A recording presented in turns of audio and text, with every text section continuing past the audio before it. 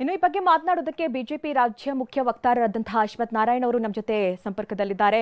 ಅಶ್ವಥ್ ನಾರಾಯಣ್ ಅವರೇ, ನೀವು ಈಗಾಗಲೇ ಯತ್ನಾಳ್ ಅವರ ಹೇಳಿಕೆಯನ್ನ ಗಮನಿಸಿರಬಹುದು. ಏನ್ ಹೇಳ್ತೀರಿ ಆ ಹೇಳಿಕೆ ಕುರಿತಂತೆ? ನೋಡಿ, ಯತ್ನಾಳ್ ಅವರ ಹೇಳಿಕೆಗಳನ್ನ ಕಳೆದ 2 ವರ್ಷಗಳಿಂದ ಈ ರೀತಿ ಬಾಲಿಶವಾದ ಹೇಳಿಕೆಗಳನ್ನ ಕೊಡ್ತಾ ಇದ್ದಾರೆ. Already suspend from the party, no way connected with BJP. ಸುಮ್ಮನೆ ಈ ರೀತಿ ಊಹಾಪೋಹದ ಸುದ್ದಿಗಳನ್ನು ಹಬ್ಸೋದು, ಒಂದು ರೀತಿ ಕನ್ಫ್ಯೂಷನ್ ಕ್ರಿಯೇಟ್ ಮಾಡ್ಲಿಕ್ಕೆ ಹೊರಟಿರ್ತಕ್ಕಂಥ ವ್ಯಕ್ತಿ ಮನುಷ್ಯ. ತಾನು ಶಾಸಕನಾಗಿ ಪಕ್ಷದಲ್ಲಿ ಅವ್ರಿಗೆ ಕಲಿಬೇಕು ಅನ್ನೋದು ಗೊತ್ತಿಲ್ಲದಂಗೆ ಸಸ್ಪೆಂಡ್ ಆಗಿ ಆಚೆ ಇರತಕ್ಕಂಥ ವ್ಯಕ್ತಿ ನಮ್ಮ ಪಕ್ಷದ ಬೆಳವಣಿಗೆ ಬಗ್ಗೆ, ನಮ್ಮ ಪಕ್ಷದ ನಡೆಯ ಬಗ್ಗೆ ಸುಮ್ಮನೆ ಊಹಾಪೋಹ ಸುದ್ದಿಗಳನ್ನ ಕೊಡ್ತಕ್ಕಂಥದ್ದು ಇಡೀ ಊರಿಗೆ ಯತ್ನಾಳ್ಗೆ ನಿರಂತರವಾಗಿ ನಡ್ಕೊಂಡ್ ಬಂದಿರ್ತಕ್ಕಂಥ ಒಂದು ಕೆಟ್ಟ ಚಾಳಿ. ಅಲ್ಲ, ಯಾಕೆ, ಏನ್ ಉದ್ದೇಶ ಇರಬಹುದು? ಯಾಕೆಂದ್ರೆ ಅವರು ಖಡಾಖಂಡಿತವಾಗಿ ಅವರಿಬ್ರು ಮೀಟ್ ಮಾಡಿದ್ರು, ಆ ಬಗ್ಗೆ ಪ್ರಹ್ಲಾದ್ ಜೋಶಿ ಅವರು ಕೂಡ ರಿಯಾಕ್ಟ್ ಮಾಡಿದ್ರು ಅನ್ನುವಂತ ವಿಚಾರ ಕೂಡ ಹೇಳ್ತಾ ಇದ್ದಾರೆ. ಯಾರು ಭೇಟಿನೂ ಮಾಡಿಲ್ಲ, ಯಾರು ಆ ತರದ ಬೆಳವಣಿಗೆನೇ ಇಲ್ಲ ಮೇಡಮ್. ಎಲ್ಲ ನಾವು ಉಂಟು ಆ ಥರ ನಡೀಲಿಕ್ಕೆ ಸಾಧ್ಯನಾ? ಈಗ ಅವರು ಯತ್ನಾಳ್ ಹೇಳ್ತಾರೆ ಅಂತ ಹೇಳಿ ತಾವು ಮಾಧ್ಯಮದವರು ನಂಬ್ತಿರೋದ್ರೆ ನಮ್ಗೆ ಸಾಧ್ಯ ಇಲ್ಲ ಮೇಡಮ್. ಇದು ಆತಂದು ಯಾವತನ ಒಂದು ಹೇಳಿಕೆಗಳು, ಆತನ ಕೊಟ್ಟಿರ್ತಕ್ಕಂಥ ಹೇಳಿಕೆ ಯಾವುದೋ ಒಂದು ತೂಕವಾಗಿದೆ ಆತನ ಹೇಳಿಕೆಗಳು. ಇದುವರೆಗೂ ಕೊಟ್ಟಿರ್ತಕ್ಕಂಥ ಸ್ಟೇಟ್ಮೆಂಟ್ಗಳು 1,2,500 ಕೋಟಿ ಮುಖ್ಯಮಂತ್ರಿಗೆ ಆಫರ್ ಇದೆ ಅಂತ ಹೇಳಿಕೆ ಕೊಟ್ಟ ಮೇಡಮ್ ಮನುಷ್ಯ. ಈ ಮನುಷ್ಯ ಪೊಲಿಟಿಕಲ್ ಆಗಿ ಇಷ್ಟೊಂದು ಸೀನಿಯರ್ ಆಗಿರ್ತಕ್ಕಂಥ ವ್ಯಕ್ತಿ ಮೆಚೂರಿಟಿ ಇಟ್ಕೊಂಡು ಮಾತಾಡ್ತಾರೆ. ಮನುಷ್ಯ ಏನ್ ಮೆಚೂರ್ ಆಗಿ ಮಾತಾಡ್ತಾರೆ ಅವರು? ಈ ತರದ ಯಾವುದೇ ರೀತಿ ಇಲ್ಲ. ನೀವು ಆ ತರ ಇದ್ಮೇಲೆ ನಾವ್ಯಾಕೆ ರೈತರ ಹೋರಾಟ ಮಾಡಲಿಕ್ಕೆ ನಾವು ಕಾರ್ಯಕ್ರಮಗಳನ್ನ ಜೋಡಿಸ್ಬೇಕಾಯ್ತು, ರೈತರ ಇಶ್ಯೂಗಳನ್ನ ಯಾಕೆ ತಗೋಬೇಕಾಯ್ತು? ಸರ್ಕಾರ ಜೊತೆ ನಾವು ಸೇರ್ಕೊಳ್ತೀವಲ್ಲ ಅಂಗಡಿ ಅನ್ಕೊಂಡು ಸುಮ್ಮನೆ ಇರ್ಬೇಕಾಗಿತ್ತು. ಆ ತರದ ಯಾವುದೇ ರೀತಿ ಇಲ್ಲ, ಆ ತರದ ಬೆಳವಣಿಗೆ ಇಲ್ಲ. ಮತ್ತೆ ಕಾಂಗ್ರೆಸ್ ಜೊತೆ ಕೈ ಜೋಡಿಸುವಂತ ಅನಿವಾರ್ಯತೆ ನಮ್ಮ ಪಾರ್ಟಿಗೆ ಬಂದಿಲ್ಲ. ಈಗ ಅವರವ್ರ ಪಾರ್ಟಿನಲ್ಲಿ ಅಲ್ಲ, ಇಂತಹದೊಂದು ದೊಡ್ಡ ಬೆಳವಣಿಗೆ ಆಗ್ತಾ ಇದೆ ಅಂತ ಅಂದ್ರೆ ರಾಜ್ಯದ ನಾಯಕರಿಗೆ ಇದು ಗೊತ್ತಾಗ್ತಿರ್ಲಿಲ್ವಾ? ಮೇಡಮ್,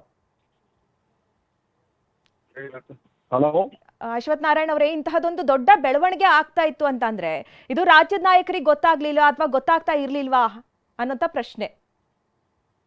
ಮೇಡಮ್, ಈಗ ಸೆಷನ್ಸ್ ಆದಾಗಿದೆ. ವಿಜಯೇಂದ್ರ ಅವರು ಕಳೆದ ಸುಮಾರು ದಿನಗಳಿಂದ ಬೆಂಗಳೂರಿಗೆ ಹುಡುಕಿದ್ವಿ, ಡೆಲ್ಲಿನಲ್ಲಿ, ನೋಯ್ಡಾದಲ್ಲಿ ಹೋಗಿ ಭೇಟಿ ಮಾಡಿದ್ದಾರೆ ಅಂತಕ್ಕಂಥ ಬಾಲಿಶಿ ಹೇಳಿಕೆಗಳನ್ನು ಕೊಡ್ತಾರಲ್ಲ, ನಂಬ್ತಾರ ಮೇಡಮ್ ಇದ್ರದ್ದು? ಇಲ್ಲಿ ಕಳೆದ 15-20 ದಿನದಿಂದ ಮಾನ್ಯ ರಾಜ್ಯಾಧ್ಯಕ್ಷರು ಬೆಂಗಳೂರಲ್ಲಿ ಕೂತಿದ್ದಾರೆ. ಬೆಳಗಾಮಲ್ಲಿ ರೈತರ ಪರವಾಗಿ ವಿಷಯಗಳ ತಗೊಂಡು ಪ್ರವಾಸಗಳಲ್ಲಿದ್ದಾರೆ, ಕರ್ನಾಟಕದಲ್ಲೇ ಇದ್ದಾರೆ, ಬೆಂಗಳೂರಲ್ಲಿ ಇದ್ದಾರೆ, ಶಿಕಾರಿಪುರದಲ್ಲಿದ್ದರು, ಕಳೆದ ವಾರ ಎಲ್ಲ ಶಿಕಾರಿಪುರದಲ್ಲಿದ್ದರು. ಹೋಗಿ ಡೆಲ್ಲಿನಲ್ಲಿ ಡಿ ಕೆ ಶಿವಕುಮಾರ್ನ ಭೇಟಿ ಮಾಡೋರು, ಯಾರನ್ನ ಭೇಟಿ ಮಾಡಿದ್ದಾರೆ, ಅಮಿತ್ ಶಾ ಅವ್ರನ್ನ ಯಾರು ಕರ್ಕೊಂಡು ಭೇಟಿ ಮಾಡಿಸಿದ್ದಾರೆ? ಯತ್ನಾಳ್ ಅವರು ನೇರ ಹೇಳಿಕೆ ಅಂತಲೇ ಅವರನ್ನ ಹೆಚ್ಚು ಜನ ನಂಬೋದು. ಈಗ ಯತ್ನಾಳ್ ಅವರು ಏನೇ ಇದ್ರು ಕೂಡ ಡೈರೆಕ್ಟರ್ ಹೇಳ್ತಾರಪ್ಪ ಅಂತ ಹೇಳಿ ಈ ವಿಚಾರ ಹೇಳ್ದಾಗ್ಲೂ ಮಾಧ್ಯಮದವ್ರಿಗಾಗ್ಲಿ ಅಥವಾ ನೋಡುವಂತಹ ಜನರಿಗಾಗಿರ್ಲಿ ಯತ್ನಾಳ್ ಅವರು ನೇರ ನುಡಿಯವರು ಇದ್ರೂ ಇರಬಹುದು ಅನ್ನುವಂತ ಪ್ರಶ್ನೆ ಬರುತ್ತೆ. ಅಶ್ವಥ್ ನಾರಾಯಣ್ ಅವರೇ, ನೇರ ನುಡಿ ವಿಜಯೇಂದ್ರ ಅವರನ್ನ ಟೀಕೆ ಮಾಡೋದಕ್ಕೆ, ಯಡಿಯೂರಪ್ಪ ಅವರನ್ನ ಟೀಕೆ ಮಾಡೋದಕ್ಕೆ ಅಷ್ಟೇ ಅವ್ರು ನೇರ ನುಡಿ. ಅದಕ್ಕೆ ಯಾವುದೇ ರೀತಿ ಪೊಲಿಟಿಕಲ್ ಡೆಪ್ತ್ ಇಲ್ಲ ಅವ್ರ ಸ್ಟೇಟ್ಮೆಂಟ್ ಅಲ್ಲಿ. ಬರೀ ಯಡಿಯೂರಪ್ಪನ ಟೀಕೆ ಮಾಡೋದು, ವಿಜಯೇಂದ್ರ ಟೀಕೆ ಮಾಡೋದು ಅಷ್ಟೇ ಇವರು ನೇರ ನುಡಿ. ಬಾಕಿ ವಿಷಯದಲ್ಲಿ ಇಲ್ಲ. ಇವರು ಬೇರೆ ಯಾವುದೇ ರೀತಿ ನೇರ ನುಡಿ ರೀತಿಯಲ್ಲಿ ರಾಜಕೀಯವಾಗಿ ನಡ್ಕೊಳ್ತಿಲ್ಲ ಇವರು. ಅದೆಲ್ಲ ಒಂದು ಗುಂಪಿದೆ ಮೇಡಮ್. ಈ ತರದ ಒಂದು ಗುಂಪು ಸುಮ್ಮನೆ ವಿಷಯಗಳನ್ನ ಸುದ್ದಿ ಮಾಡ್ತಕ್ಕಂಥದ್ದು, ಈ ರೀತಿ ಕ್ರಿಯೇಟ್ ಮಾಡ್ತಕ್ಕಂಥದ್ದು, ಏನೋ ಒಂದು ರೀತಿ ನೆಗೆಟಿವ್ ಸೆಟಪ್ ಮಾಡ್ಲಿಕ್ಕೆ ಇದೊಂದು ರೀತಿ ಸಿದ್ದರಾಮಯ್ಯ ಇವ್ರನ್ನ ಉಪಯೋಗಿಸ್ಕೊಳ್ತಾ ಇರೋದು. ನಮ್ಗೆ ಗೊತ್ತಾಗುತ್ತೆ ಸಿದ್ದರಾಮಯ್ಯ ಪ್ರತಿಯೊಂದು ಇವ್ರನ್ನ ಉಪಯೋಗಿಸ್ಕೊಂಡೆ ಸ್ಟೇಟ್ಮೆಂಟ್ ಮಾಡ್ತವಂಥದ್ದು. ಇದ್ರದ್ದೆಲ್ಲ ಸಿದ್ದರಾಮಯ್ಯ ಏನ್ ಹೇಳ್ಬೇಕು ಅಂತಿದ್ರೆ, ಏನ್ ಮಾಡಿಸ್ಬೇಕು ಅಂತಿದ್ರೆ ಅದು ಯತ್ನಾಳ್ ಕೈನಲ್ಲೂ ಮಾಡಿಸ್ತಾ ಇದ್ದಾರೆ.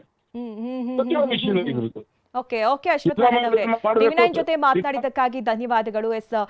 ಬಿಜೆಪಿ ನಾಯಕರು ಅಥವಾ ಅಲ್ಲಿನ ಮುಖಂಡರು ಕೂಡ ಮಾತನಾಡ್ತಾ ಇದ್ರು. ಅವ್ರು ಹೇಳ್ತಾ ಇರುವಂತದ್ದು ಬೇಕು ಅಂತಲೇ ಯತ್ನಾಳ್ ಅವರು ಈ ರೀತಿ ಮಾಡ್ತಾ ಇದ್ದಾರೆ.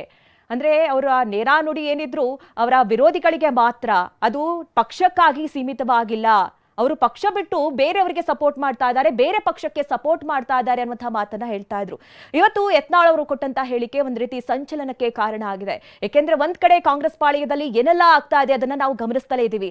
ಅದ್ರ ಮಧ್ಯದಲ್ಲಿ ಈಗ ಡಿಸಿಎಂ ಒಂದು ಹೆಜ್ಜೆ ಬಿಜೆಪಿ ಕಡೆ ಇಟ್ಟಿದ್ರು ಅನ್ನುವಂತಹ ಮಾತು ಬಹಳ ಸಂಚಲನಕ್ಕೆ ಕಾರಣವಾಗ್ತಾ ಇದೆ.